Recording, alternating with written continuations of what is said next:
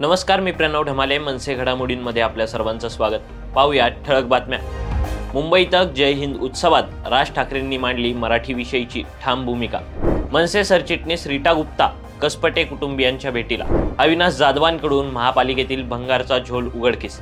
मनविसे अध्यक्ष अमित ठाकरेंच्या वाढदिवसानिमित्त वृक्षारोपण.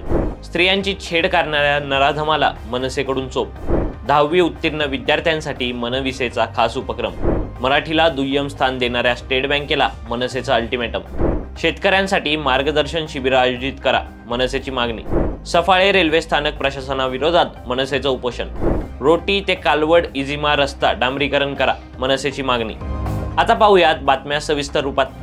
मुंबईत जय हिंद उत्सव या कार्यक्रमात महाराष्ट्र नवनिर्माण सेनेचे अध्यक्ष राज ठाकरे यांची मुलाखत घेण्यात आली. यावेळी मुंबई तकचे संपादक साहिल जोशी आणि प्रसिद्ध सिनेदिग्दर्शक केदार शिंदे यांनी घेतलेल्या मुलाखतीतून राज ठाकरेंनी मराठी विषयीची परखड मतं मांडली. मनसे जर महाराष्ट्राच्या राजकारणातून संपली तर राज्यातील मराठी माणसाचं अस्तित्व संपेल असा इशाराही यावेळी राज ठाकरेंनी दिला. काही दिवसांपूर्वी पुण्यातील वैष्णवी हागवणे हिने सासरच्या जाचाला कंटाळून आत्महत्या केल्याची धक्कादायक घटना समोर आली होती. या प्रकरणात वैष्णवीला हुंड्यासाठी हागवणे कुटुंब वारंवार त्रास देत असल्याची माहिती उघड झाली होती. याच पार्श्वभूमीवर मनसे सरचिटणीस रीटा गुप्ता यांनी वैष्णवीच्या माहेरी जात कसपटे कुटुंबाची भेट घेतली व वैष्णवीला लवकरात लवकर न्याय मिळावा अशी मागणी केली. ठाणे महापालिकेतील कोट्यावधींचे भंगार अवघ्या 6 लाखांना विकल्याचा धक्कादायक खुलासा मनसे नेते अविनाश जाधवांकडून करण्यात आलाय. अविनाश जाधव यांनी व्हिडिओ शेअर करत याबाबतचा खुलासा केलाय.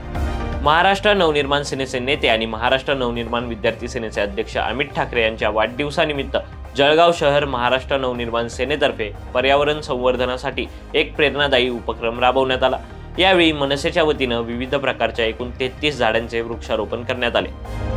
मुंबईतील मानखुर्द परिसरात एक इसम गेल्या काही दिवसांपासून परिसरातील महिलांना अश्लील इशारे करून महिलांची छेड काढत होता. याबाबतची तक्रार मनसेकडे प्राप्त झाल्यानंतर मनसेच्या रणरागिणींनी नराधमाला चांगला चोप दिला. त्यानंतर संबंधित व्यक्तीला पोलिसांच्या ताब्यात देण्यात आलं. महाराष्ट्र नवनिर्माण विद्यार्थी सेना चारकोप विधानसभा यांच्या वतीनं 10वी उत्तीर्ण विद्यार्थ्यांसाठी एक खास उपक्रम राबवला जातोय. विद्यार्थ्यांना पुढील शिक्षणासाठी योग्य मार्गदर्शन मिळावं तसेच प्रवेश प्रक्रियेत कोणतीही अडचण येऊ नये यासाठी मोफत कॉलेज प्रवेश फॉर्म भरण्याची सुविधा मनविसेकडून उपलब्ध करून देण्यात आली आहे. नागपूरमधील भारतीय स्टेट बँक जरीपटका शाखा येथे मराठी भाषेला आणि मराठी माणसाला दुय्यम स्थान दिलं जात असल्याच्या तक्रारी नागरिकांकडून करण्यात आल्या. त्यानंतर महाराष्ट्र नवनिर्माण सेनेच्या वतीने बँकेतील व्यवस्थापकांना पत्र लिहून मराठीचा अपमान थांबवण्याचं आवाहन करण्यात आलं.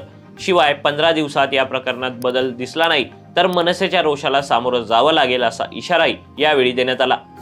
शेतकऱ्यांना शेतीमध्ये पिके घेण्यास अनेक अडचणी येत असल्यानं कोणते बियाणं, खतं, कीटकनाशकं वापरण्यात यावी, उत्पादन वाढीसाठी कोणते प्रयोग शेतात करावे याकरिता मार्गदर्शन करण्यासाठी कृषी विभागाच्या वतीनं ग्रामपंचायत स्तरावर मार्गदर्शन शिबिर आयोजित करण्यात यावे अशी मागणी मनसेच्या वतीनं निवेदनाद्वारे करण्यात आली.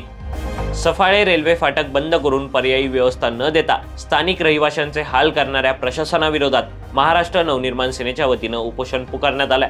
लवकरात लवकर नागरिकांसाठी पर्यायी मार्गाची व्यवस्था करण्यात यावी अशी मागणी यावेळी मनसेच्या वतीनं करण्यात आली.